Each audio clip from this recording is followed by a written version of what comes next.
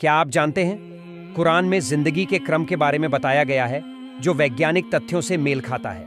कुरान में पहले आसमान को, फिर धरती को, फिर वनस्पति, पौधे जैसे जीव को और अंत में पशुओं और इंसानों को बनाने का जिक्र है। साइंस कहती है, वैज्ञानिकों के अनुसार पृथ्वी पर जीवन की शुरुआत सबसे पहले बैक्टीरिया और वनस्पति से हुई थी।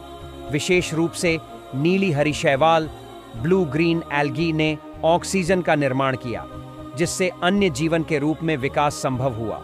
यह बताया जाता है कि सबसे पहले वनस्पति का अस्तित्व आया था और फिर धीरे धीरे अन्य जीव जंतु उत्पन्न हुए। अब सुनिए कुरान का बयान।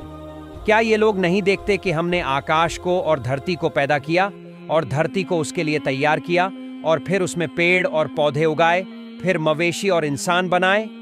कुरान सूरह नाजियत, इस आयत में वही क्रम बताया गया है जो विज्ञान भी प्रमाणित करता है। पहले आसमान और पृथ्वी का निर्माण, फिर वनस्पति का अस्तित्व, फिर पहाड़ों का निर्माण और अंत में पशु और इंसान। क्या यह सिर्फ संयोग है कि कुरान ने इस प्राकृतिक क्रम को पहले ही बताया था?